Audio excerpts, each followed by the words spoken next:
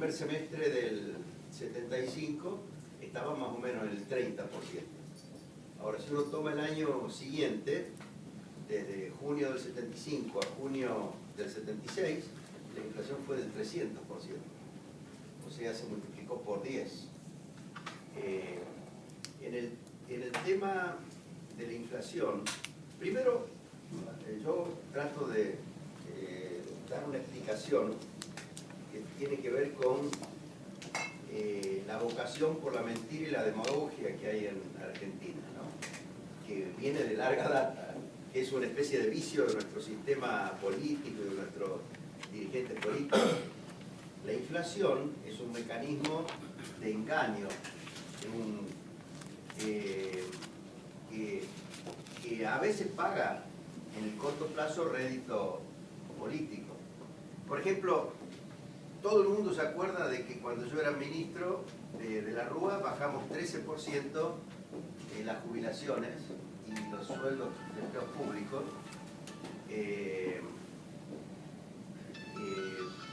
a través de una ley de déficit cero que se votó en el Congreso y que la aplicamos a las jubilaciones y a los sueldos superiores a $500, ¿no? De aquella época. Bueno, pero no he escuchado a nadie decir que de la Sota bajó 13% las jubilaciones de los cordobeses. ¿Cómo lo bajó de la Sota? Demoró 6 meses el ajuste que le correspondería en un país que tiene 26% de inflación. Eso significa bajar 13%. Y si la inflación llegara a ser del 50%, esa demora de 6 meses en ajustar las jubilaciones significaría una rebaja del 25%. Claro, la inflación es un mecanismo de engaño. Después, por ejemplo, la inflación es una forma de... cuando la inflación se da con tasas de interés controladas o con políticas monetarias que mantienen bajas las tasas de interés, generan tasas negativas. Es una forma de licuar los pasivos y por estafar a los que han prestado o a los acreedores y beneficiar a los deudores. Nosotros somos muy afectos en Argentina a utilizar ese mecanismo para resolver problemas de endeudamiento. Claro, en el corto plazo, por ejemplo, alguien que está endeudado con tasas negativas resuelve el problema de endeudamiento, pero después eso trae como consecuencia un agravamiento del problema inflacionario, ¿no? Por otro lado, los gobiernos, una vez que hay una inflación como la actual, entran a controlar precios y tarifas y crean unas distorsiones terribles que después provocan frío o escalofríos. Pero ¿por qué en los últimos días todo el mundo se quejaba del frío? Cortes de electricidad, gas que llega diluido a los hogares y que por tanto, aun cuando haya gas, no se puede calefaccionar. Y por supuesto muchos hogares que no tienen gas, si van a comprar garrafas, no consiguen la garrafa, o si no pagan un precio extraordinariamente alto. ¿Eso qué es? Esa es la manifestación en la calidad de vida de la gente de la crisis energética. Y la crisis energética se generó porque a partir del 1 de enero del 2002 especificaron las tarifas, las congelaron a los niveles que tenían en dólares, pero ahora en pesos, y por supuesto virtualmente expropiaron todo el capital que se había invertido en el sector energético. No ha habido nuevas inversiones, no las puede haber si al que invirtió antes le expropian el capital y si las tarifas no generan un retorno al nuevo capital que hay que invertir. Y bueno, y ahora tenemos un déficit energético que por supuesto los economistas los miden a través del balance comercial energético, que es fuertemente negativa, o a través del impacto que tiene en las cuentas fiscales, pero la gente lo sufre en términos de que no hay gas, que no hay electricidad. La cantidad de problemas, la cantidad de inflación reprimida que hay en este momento es enorme y muy peligrosa porque cuando haya que dejar que toda esa inflación reprimida pase a ser inflación abierta, por supuesto que en ese momento, si por ejemplo el Banco Central dice, bueno, pero yo voy a aplicar una política monetaria contractiva o enderezada a mantener baja la inflación, pero al tener que dejar que se sincere toda la inflación reprimida, ahí va a haber un efecto depresivo, contractivo impresionante, ¿no? ¿De cuánto sería esa inflación reprimida? Porque se puede de alguna manera... Lo que pasa es muy complicado. Y no se puede estimar por lo siguiente, porque la inflación es un proceso, digamos así, que no es un salto en el nivel de precios. Imagínense, mañana se dice, bueno, sinceramos todos los precios, dejamos todo libre, desde el dólar, que lo unificamos al mercado cambiario y dejamos que funcione libremente, dejamos que los que tienen tarifas congeladas ajusten los niveles de tarifa al nivel de los costos más una ganancia normal, eliminamos todos los controles de precios, eliminamos las retenciones, que es fundamental para que pueda haber buen desenvolvimiento del campo. Ahí, en principio, aumenta la tasa de inflación, pero después depende de qué tipo de política monetaria y fiscal se aplique, y sobre todo depende de qué grado de credibilidad inspire el gobierno, ¿no? Un sinceramiento, si lo hace un gobierno que tiene un buen plan a mediano y largo plazo, que además es creíble, que además le explicó a la gente la verdad, puede evitar la espiralización, o sea que se produzca un salto en el nivel de precio acomodándose todas las variables que están atrasadas y a partir de ahí que venga un clima de estabilidad. Eso lo hemos probado. Por ejemplo, en el 1 de abril del 91 produjimos un sinceramiento muy importante, el de los precios agropecuarios, porque estaban todos deprimidos a causa de las altas retenciones, que eran del 30%. Al eliminar las retenciones, el precio de la carne en vivo, en kilo vivo de carne, la tonelada de soja, la tonelada de maíz, la tonelada de trigo, todos los productos agropecuarios subieron 30%, porque eliminamos las retenciones. Pero a pesar de eso, no hubo ninguna espiralización, porque había un plan de estabilización que ajustó las expectativas de la gente respecto de qué iba a ser la inflación futura. Todo el mundo creyó y hubo un salto en el nivel de precio a causa de eliminar las retenciones y las distorsiones que habían creado las retenciones. Pero hubo un inmediato aumento en el nivel de actividad económica, no produjo ninguna contracción. Eso es posible, pero eso recién lo va a poder hacer un futuro gobierno. Por eso para mí, en los 2 próximos años, y por eso yo quiero ir al Congreso, la clave está en que se conforme, que la gente vaya visualizando que hay un futuro buen gobierno que sabe cuál es la realidad y que está preparado para manejar bien esa realidad. Yo lo estuve escuchando a Massa en su discurso de campaña. A mí me parece perfecto el discurso de campaña que está haciendo Massa. Me parece muy bien pensado, muy inteligente, muy superior al de Macri, muy superior al de Scioli, muy superior al de la Sota, muy superior al de... Bueno, los otros no se escucha mucho cuáles son los discursos de campaña, ¿no? Ahora, escucho el discurso de campaña, pero después veo lo que dice, o lo que dicen sus asesores económicos. Y yo digo, bueno, los asesores económicos están equivocados.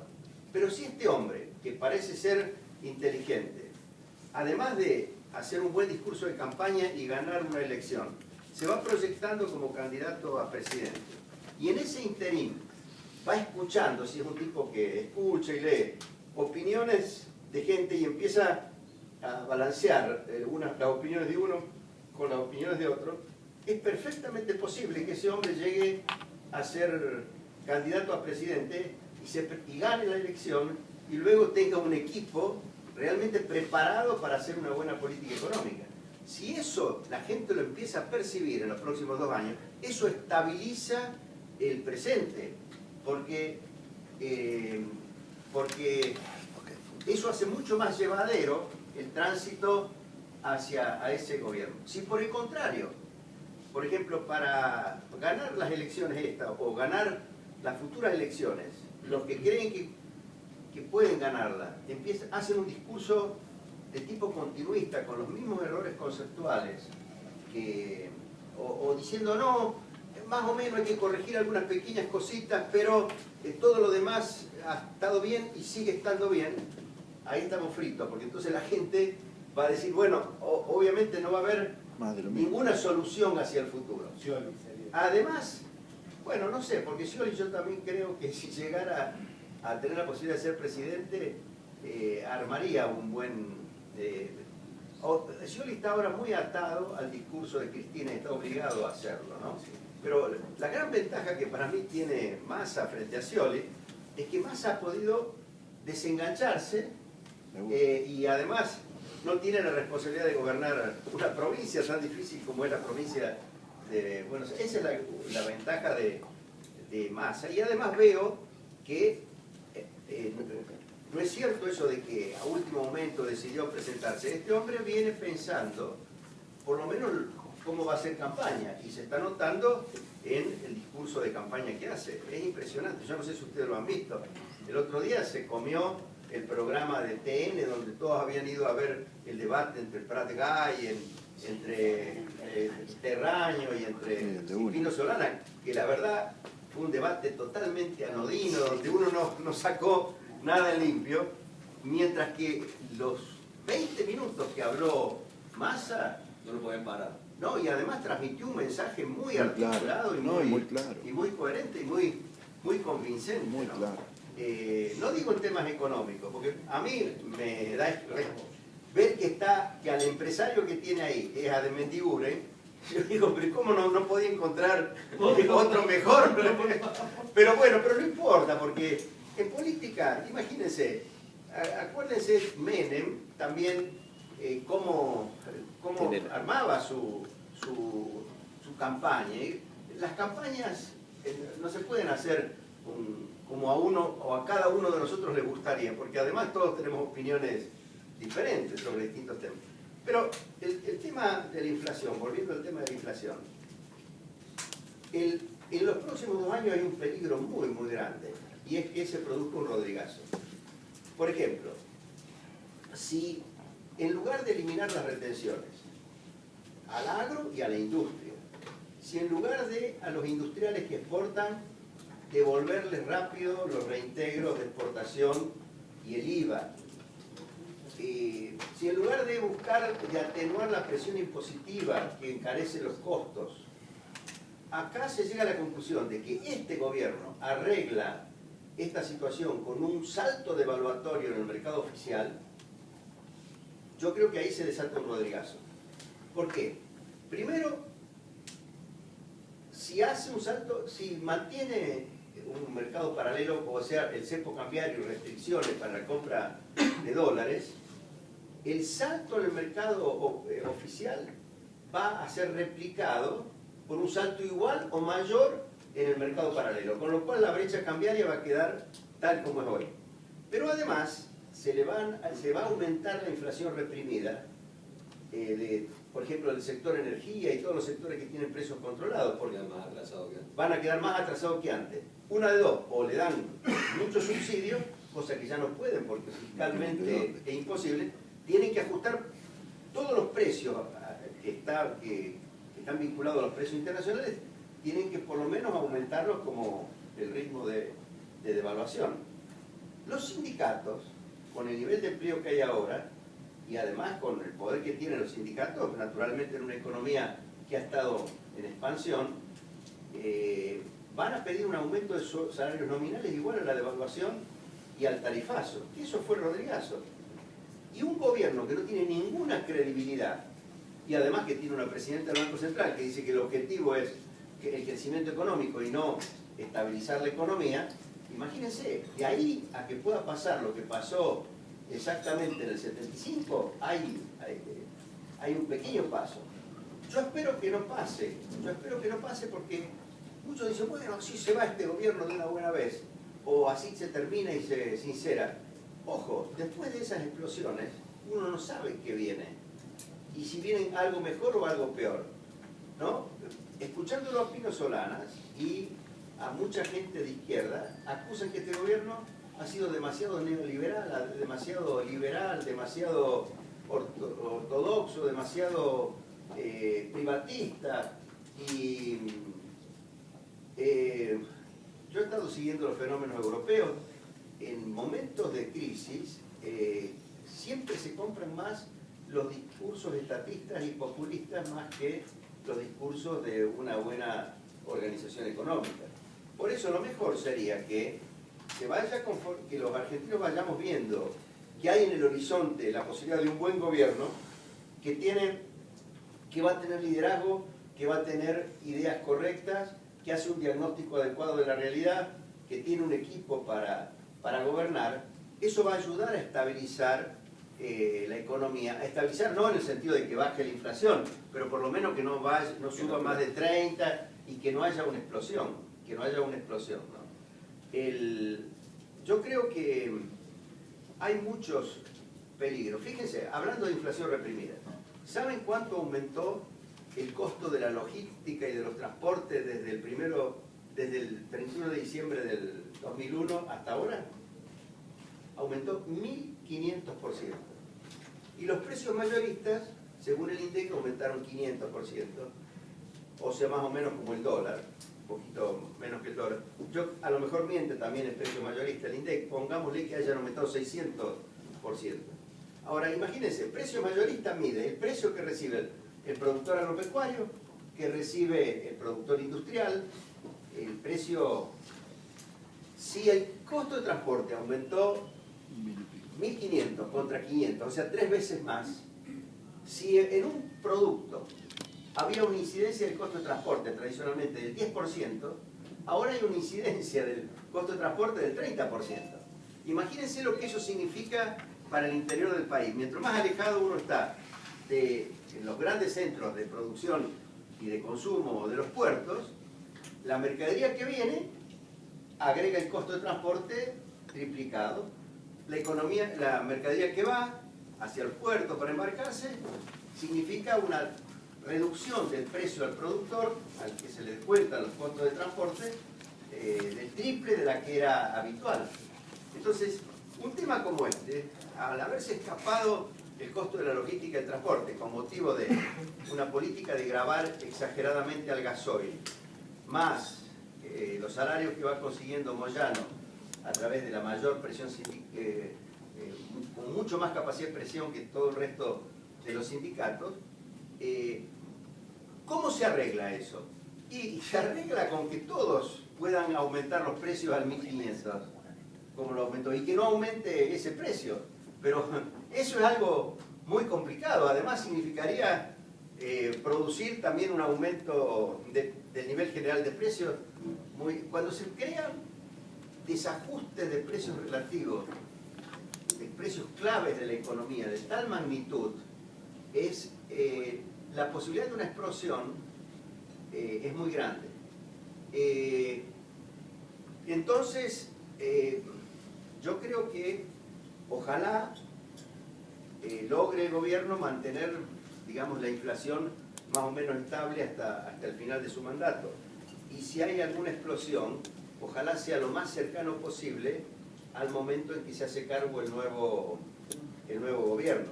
Y si no hay la explosión mientras esté este gobierno, ojalá el nuevo gobierno se dé cuenta que tiene que estar muy bien preparado para sincerar la economía, pero inmediatamente tener un plan que inspire mucha confianza para que eso no signifique una recesión brutal, ¿no?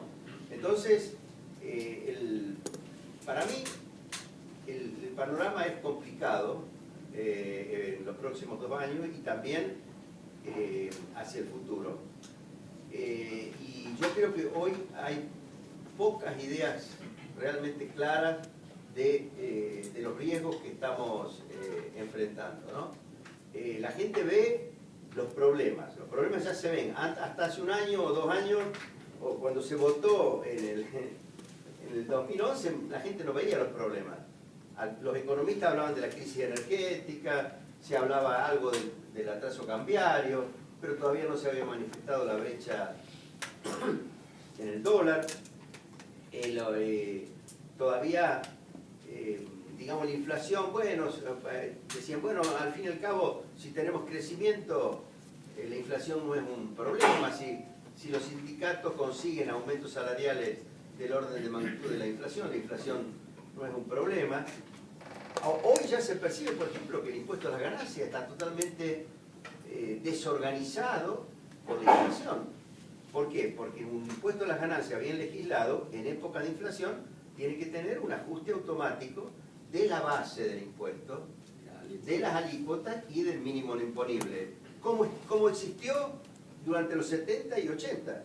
Después se suspendió ese artículo durante la convertibilidad porque no había inflación, pero abandonada la convertibilidad y reintroducida la inflación en la economía, era imprescindible reintroducir ese artículo. Entonces hoy no tendríamos el problema de que los salarios bajos pagan impuestos a las ganancias, que las escalas suben muy rápidamente a las escalas máximas y que todo el empresariado y el comercio, la industria, etcétera, pagan impuestos sobre ganancias que son ficticias.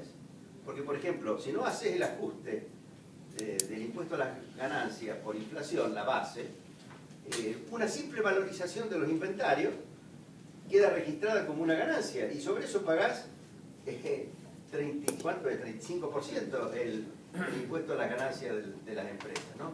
Por eso... Y ahora lo quería subir a 40 en uno de los proyectos que han... Claro, pero además, cuando hay una presión fiscal como la que hay ahora, que es una presión insoportable para la economía argentina, imposible de mantener, a su vez se ajusta el nivel de gasto público a esa presión más el déficit que la economía admite.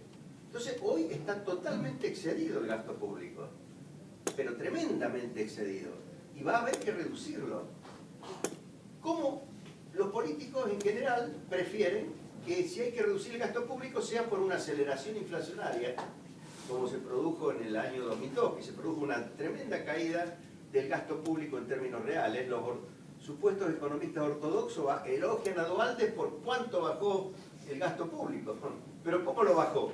Con un golpe inflacionario del 40 y tantos % en un solo año y una devaluación que llevó el precio de un peso, el de precio del dólar de 1 peso a 4 pesos. Eso, a su vez, produce efectos recesivos muy grandes, porque si bajás el gasto público de esa manera brutal, producís una recesión grande. En fin, hay situaciones para mí de muy alto riesgo. Yo he empezado a hacer un discurso que además es apropiado para Córdoba, pero que es útil para el país, que es el discurso de decir hay que eliminar los subsidios y dejar que se ajusten las tarifas. Me dicen, pero va a provocar inflación. Y va a sincerar la inflación que ya soportamos en todo el interior del país, pero que no la está soportando con los aumentos de precios que ya soportamos en todo el interior del país, pero que no lo está soportando el Gran Buenos Aires y la capital federal, que son los únicos que se benefician de los subsidios. Los subsidios al transporte. Acá prácticamente no hay subsidio al transporte, amén de que el grueso de la gente de la provincia no usa transporte urbano porque vive en pueblos y ciudades del interior. Acá el gas natural, ¿qué porcentaje de la población accede al gas natural subsidiado? Un porcentaje relativamente pequeño. Y acá, y en electricidad, acá con los costos que tiene EPEC, no sé si le darán o no subsidio a EPEC, pero obviamente que la electricidad en Córdoba ya está al doble o al triple que lo que está en el Gran Buenos Aires. Entonces, por lo menos si se eliminan los subsidios, se puede bajar en 80 a 100 mil millones de pesos el nivel de gasto público a nivel nacional. Bien. Doctor, le hago una preguntita más antes del cierre de Gastón. Con la campaña ya lanzada, ¿cómo ve el escenario aquí en Córdoba? ¿Sigue las encuestas? No sigo las encuestas porque me deprimen, pero no importa. Yo creo, no sé, vamos a ver cómo votan los cordobeses. Diego, no pongas eso. No. Pero está bueno. No, pero escúchame. Vamos a ver cómo votan los cordobeses. Yo estoy haciendo una campaña diciendo estas cosas, lo mismo que les he dicho a ustedes, están en spots, he grabado 8 spots, hasta ahora hemos lanzado uno sobre la inflación, otro sobre el campo que va a salir mañana y hay uno sobre la industria y el comercio, otro a los trabajadores, otro a los jóvenes, otro sobre corrupción y otro sobre gasto público y otro sobre seguridad, inseguridad, ¿no? Esos son los ejes de mi campaña.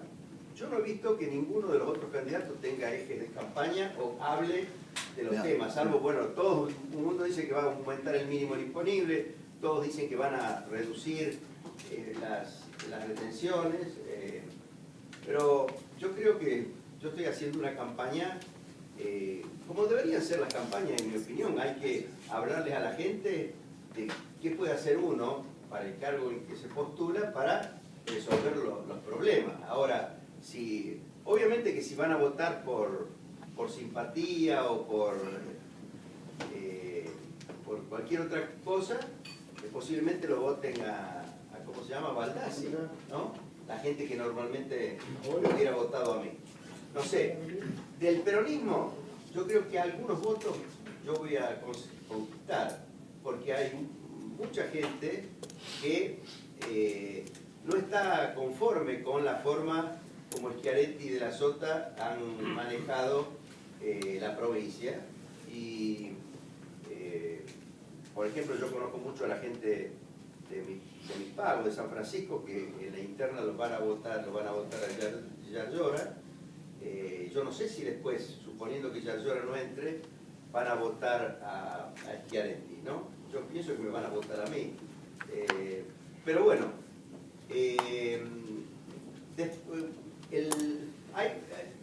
todos los votos que tenía Juez a algún lado tienen que ir.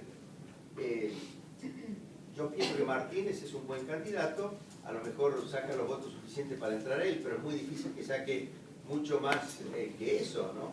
Y Juez había sacado muchos votos. Yo espero que Silvia, que fue la que le organizó el partido a Juez, logre convencer a gente que había votado a Juez que nos vote a nosotros, ¿no?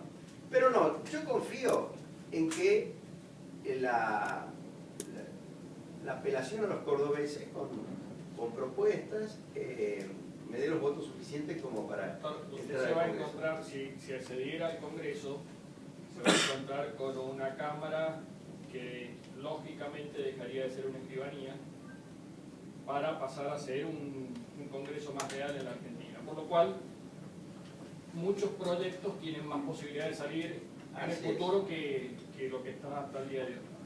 ¿Cuáles serían sus 3 o 4 ideas principales para llevar a un Congreso? Bueno, yo voy a presentar muchos proyectos referidos al sistema impositivo, eso desde ya. Pero el más importante de todo se va a referir al sistema monetario. Yo creo que Argentina no puede seguir funcionando sin un sistema monetario, sin un rol del Banco Central enderezado a metas de inflación, ¿no? ¿Volvería a lo anterior, a lo que estaba? Volvería, sí, a la convertibilidad en el sentido de libre elección de la moneda. ¿Y en el rol del Banco Central? Sí, es el rol que tiene el Banco Central en todos los países civilizados del mundo, ¿no? Ningún Banco Central tiene como objetivo el crecimiento económico. Para eso están los bancos de desarrollo, para eso están... Están incluidos hasta la distribución del ingreso, claro, dentro de los... los bancos centrales existen para asegurar que la inflación sea baja. También para evitar la deflación, ¿no? Que ese era el defecto que tenía el régimen de convertibilidad con tipo de cambio fijo en un momento en que el dólar era muy fuerte en el mundo. En realidad no teníamos herramienta para evitar la deflación, porque una moneda nacional atada a una moneda extremadamente dura provoca deflación. Yo he estado hace poquito en Ecuador y todo el mundo está contento con la dolarización y creen que se puede hacer cualquier cosa en la economía gracias a que la dolarización les aseguró 10 años de estabilidad desde que la lanzaron. Yo por supuesto les recomendé que lanzaran la dolarización y Correa la ha mantenido a pesar de que decía originalmente que no le gustaba, pero le ha venido muy bien porque le ha asegurado estabilidad. Pero yo le dije, tengan cuidado, porque en estos 10 años el dólar ha tendido a debilitarse y está muy débil en el mundo. O sea que hoy es muy fácil manejarse con un patrón monetario de una moneda externa que es débil. Pero si el dólar llegara a apreciarse de nuevo, ahí el efecto para un país como Ecuador, si es que no ha manejado la economía de tal forma que se aliente el aumento de la productividad, que haya inversiones muy bien planeadas, etcétera, puede haber un shock muy embromado, precisamente por manejarse con una moneda que puede volver a ser sumamente fuerte. Yo creo que, yo nunca pensé que la dolarización era buena para la Argentina. El régimen de convertibilidad con tipo de cambio fijo fue adecuado y era adecuado para salir de la hiperinflación. Todas las salidas de la hiperinflación se han hecho con esquemas semejantes, a veces mantenidos más en el tiempo, otras veces mantenidos menos en el tiempo. Pero lo que es fundamental que un país tenga es libre elección de la moneda. Eso significa que no haya cepo cambiario, que no haya restricciones para que la gente haga con su dinero lo que quiera. Si se siente que al dinero se lo protege el dólar, al ahorro se lo protege el dólar, que compre dólares. Si piensa que el ahorro se lo protege el euro, que pueda comprar euros. ¿Cómo le va a restringir a la gente buscar la mejor protección para su ahorro? Ahora, si usted le da esa libertad a la gente, inmediatamente el Banco Central tiene que seguir una política buena.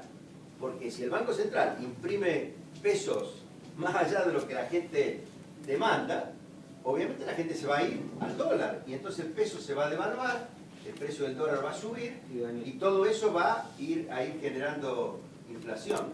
O sea que si uno pone al peso, que es lo que maneja el Banco Central como política monetaria, en competencia con las otras monedas, eso automáticamente obliga al Banco Central a hacer una política de estabilización. Lo cual no quiere decir que el tipo de cambio sea fijo. Puede haber lo que yo llamo convertibilidad con tipo de cambio flotante. Y acá, incluso con amplio uso de una moneda extranjera junto con la moneda nacional. Y tenemos un caso que es muy ilustrativo, que es el caso de Perú. El caso de Perú, si usted va a Perú, va a ver que en los ATM, en los cajeros automáticos, usted puede sacar soles o puede sacar pesos. Usted deposita soles o deposita pesos, no hay ninguna restricción. Puede emitir cheques en dólares o cheques en pesos. No en pesos, en soles que es la moneda de allá. Y por supuesto el Banco Central del Perú se ha manejado muy bien. Tiene muchas reservas, ha sido muy estable el peso con respecto al dólar, porque está obligado a hacerlo, porque si no todo el mundo se iría al dólar, ¿no? Más bien la gente se ha estado yendo al sol. ¿Por qué? Porque como el dólar se fue debilitando, al sol le pasó lo mismo que le pasó hasta hace unos meses al real o al peso chileno, que se fue apreciando, ¿no? Ahora, pero por ejemplo, una ventaja Perú con respecto a Chile, a Colombia, a Brasil. Perú, al tener tan alto grado de sustitución entre el sol y el dólar, ni se apreció mucho el sol, ni se deprecia cuando, por ejemplo, Brasil dejó apreciar mucho el real, no por voluntad de su Banco Central, sino porque estaba débil el dólar, ¿no? Lo mismo Chile, lo mismo Colombia.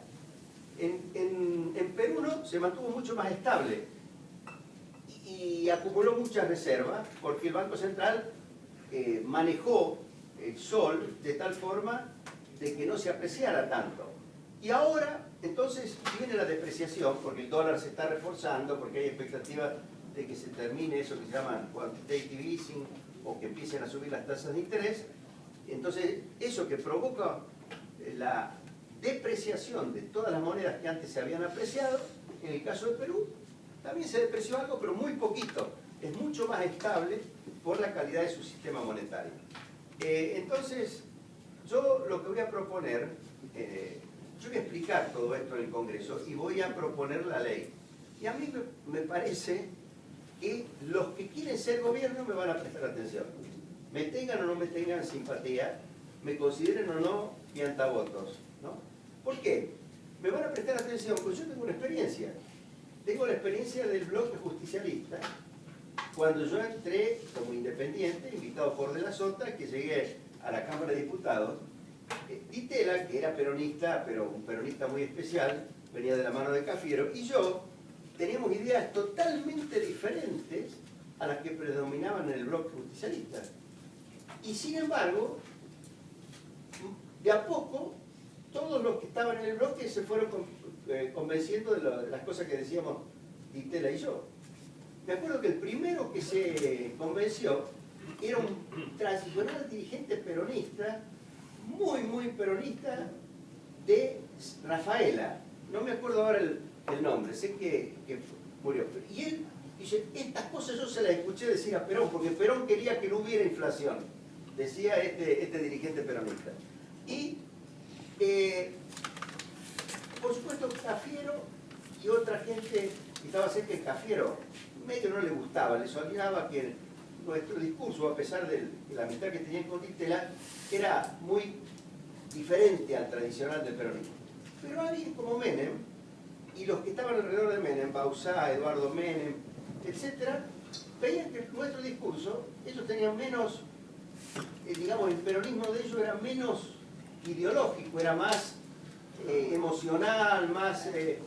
ellos empezaron a ver que el discurso que nosotros hacíamos era mucho más realista y adecuado a la realidad que el que hacían los Muffin o los miembros tradicionales del peronismo.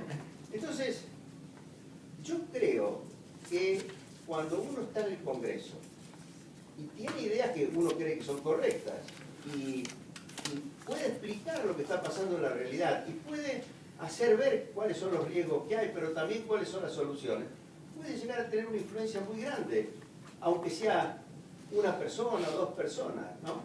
Yo creo mucho en la capacidad de convencer y persuadir cuando uno cree tener las ideas correctas. Entonces, a mí me parece que eso es algo que yo puedo hacer en el Congreso. Me dicen, ¿usted quiere catapultarse a canciller o ministro de Economía? No. Yo, ya después de la experiencia que tuve en el 2001, prefiero quedarme fuera de un ejecutivo o de un cargo ejecutivo para el que no me hayan votado. Pero yo creo que puedo hacer un gran aporte desde el Congreso en la explicitación de la problemática actual y de cómo se resuelve y cómo lo puede resolver un futuro gobierno. Miren, yo aporté una idea, porque Tati Bugliotti quería ayudarlo a Moreno a que los sedines y los sedas, y si bien yo creo que el invento del blanqueo fue una barbaridad lo que hicieron, pero una vez que lo aprobaron, yo me puse en la posición de cómo podemos darle un sentido positivo, qué podemos sacar en limpio. Entonces, razonando con otros amigos y como Tati Bugliotti insistía en que el sedín o el seda, todavía no se hacía la distinción entre sedín y seda, podía funcionar como un dinero, como habían funcionado los secores. Yo empecé a pensar, sí, puede funcionar como un dinero, pero no, un dinero de mayor calidad que el peso. O sea que no va a ser un dinero que va a circular mucho, porque uno siempre se saca de arriba lo que tiene menos calidad. Uno va a gastar el peso, y si tiene un sedín o un seda, lo va a gastar solo para algo que exclusivamente se pueda pagar con eso, pero no lo va a hacer, no va a ir a comprar alimentos o con sedines o con seda, ¿no es cierto? Pero yo dije, pero la verdad es que vendría bien que hubiera, como está prohibido el usar dólares, el vender dólares y comprar dólares, y si alguien lo pesca, sobre todo una gran empresa la pesca, y si usted cometió una infracción cambiaria, incluso están hablando de restringir cada vez más el contado de liquidación, ¿no es cierto? Yo dije, mira qué idea buena que... Supongamos que se presenta una cierta cantidad de dinero negro, de dólares negros, se transforman en sedines y después esos sedines se transforman en sedas, o sea, sedines aplicados, que ya van a cotizarse prácticamente casi igual al dólar paralelo, ¿no es cierto? A lo mejor con un pequeño descuento, pero casi igual al dólar paralelo, porque van a ser como dólares. Esos dólares se van a poder vender en el mercado libre sin violar ninguna norma cambiaria. Ahora yo digo, todos los dólares blancos, que hoy no se pueden reciclar, los que tienen las empresas en el exterior, no se pueden reciclar porque la única forma de reciclarse legalmente sería venderlos en el mercado oficial. ¿Por qué no dejamos que los dólares blancos se permitan suscribir sedas sin obtener ningún beneficio del blanqueo, porque ya son blancos, pero se transforman en sedas? Y una vez que se transforman en sedas, se pueden vender en un mercado libre al precio prácticamente del paralelo. Eso sería crear una especie de mercado libre del dólar. Por supuesto, mejor sería dejar que funcione un mercado libre del dólar, pero con este gobierno que no le gusta y ya se ha dicho que no quiere un mercado libre del dólar, bueno, por lo menos habría un mercado libre del SEDA. Y eso daría oportunidad a que muchos dólares que tienen empresas que en el exterior o acá, blancos, los puedan usar para financiar inversiones y otras cosas sin tener que venderlos a 5.40, sino vendiéndolos en el mercado libre. ¿Qué pasó? Apenas se lanzó esa idea, que no la lancé yo. Yo después la comenté en mi blog para explicarla bien, pero se la habían dado a Moreno, y a Moreno le había gustado. Al día siguiente, Mercedes Marcó del Pont saca una circular diciendo que los que tienen dólares negros sí pueden suscribirse a DINES y después vender sedas. Los que tienen dólares blancos no. Tienen obligatoriamente que venderlo en el mercado oficial.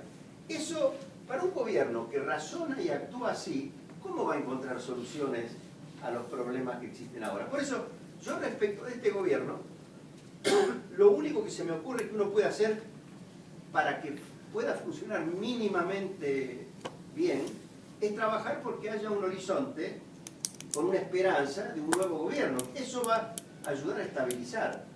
Fíjense, yo converso mucho con gente que decide inversiones en distintos países del mundo. En Argentina hoy no invierte nadie, no solo porque la situación presente es mala, sino porque no saben qué es lo que va a pasar en el futuro. Pero si empezaran a ver que hay altas probabilidades de que haya un buen gobierno futuro, mucha gente empezaría a invertir ahora, porque diría, este es el mejor momento para comprar activos o para hacer inversiones en el país. Entonces, ¿para qué quiero ser diputado? Y ojalá me pueda acompañar también Silvia, porque entonces seríamos dos. Imagínense con la fuerza de Silvia y con el empuje que tiene Silvia lo que podríamos llegar a hacer. Vamos a dar vuelta. Pero fíjese, yo creo que voy a poder hacer un aporte importante. Y lo voy a hacer, aprovechando todos los planteos que haga, van a ser para eliminar la discriminación que hay contra el agro, contra la industria y contra Córdoba, porque realmente en estos años se han creado una gran cantidad de políticas y mecanismos discriminatorios contra el interior del país, contra Córdoba y en particular contra el agro y contra la industria. Agustín. Bueno, pretendemos ser serios siempre. A las 11 es una tradición que cortamos.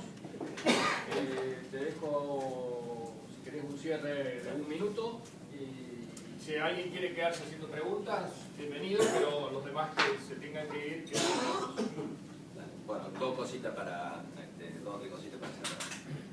Primero, bueno, sobre el CEDIN, el blanqueo, hablamos mucho en reuniones anteriores. Una de las cosas que planteamos ya desde mayo era que si para algo podía servir el CEDIN para generar una especie de mercado financiero comprando y vendiendo CEDINes, de tal manera que